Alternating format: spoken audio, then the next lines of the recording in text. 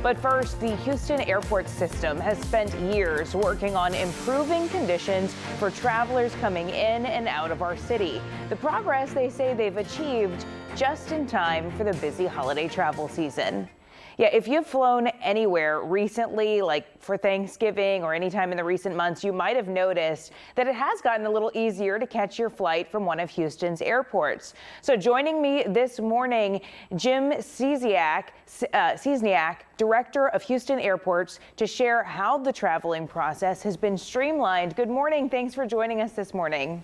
Yeah, great to be with you this morning. So you have mentioned in your State of the Airports report that you want to elevate our airports to global standards. So tell us what you think that means for you and how close we are to achieving that.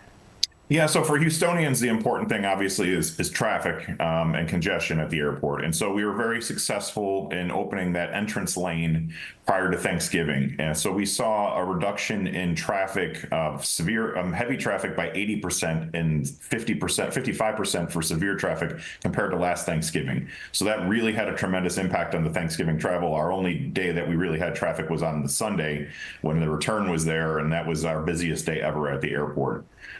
Going forward, though, we're going to continue that process. Prior to Christmas, we're going to be opening the new international arrivals curb, and so that's going to free up the exit to the airport where we currently have that temporary curb that causes congestion on the exit. And then after the new year, we'll be opening the new international terminal for United Airlines operations, so the Terminal E traffic can go back in there, and that will decongest Terminal C. So, really focusing on that. Other things we've been focusing on from a Bush perspective in that travel experience is new restrooms.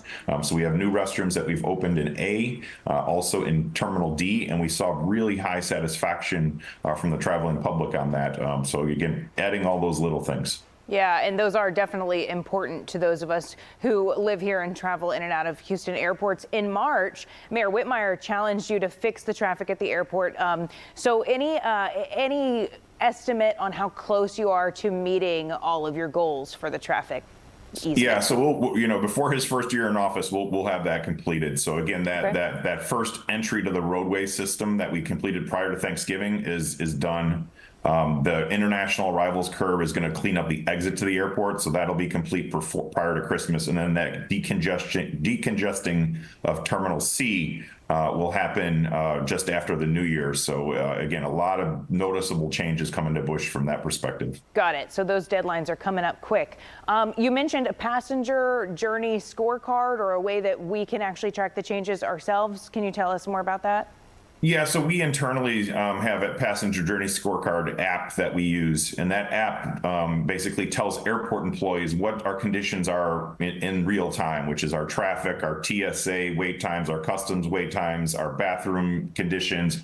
And so we can make tactical decisions on how we operate the airport to really make sure that we minimize any, challenges for the travelers. So, being able to adjust TSA lines, or being able to adjust bathroom cleaning. So all those little things that we can do to make sure the experience is really good.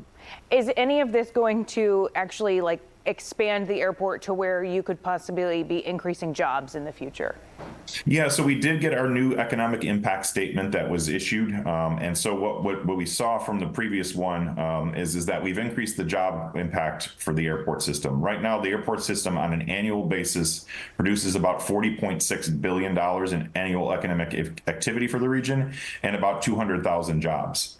And that's a great compliment to the city because of the fact that the taxpayers of Houston really pay nothing for that, because the airport's funded 100% by the user fees that we charge for using the airport, and then some grants that we get from the federal government based off ticket taxes. So you get a $40 billion asset, that really helps the economy around here, and it doesn't cost the general fund anything. Yeah, so, Houston also has a really big event coming up in 2026, the World Cup. Are we expected to see any new international routes ahead of the World Cup?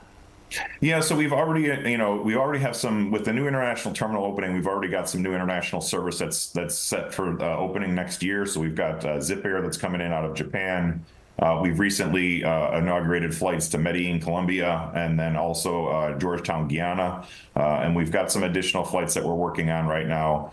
So we're, trying to get that done. And then again, the great thing about World Cup is that when the World Cup shows up here, we'll have that brand new international terminal open and operating along with the new 6 gates. So we're really excited to be able to welcome World Cup fans with that new facility. Yeah, we're excited too. We're excited about all of the changes, and the deadlines are coming, so we should be seeing an easier route in and out for our travels. Thank you so much for joining us this morning.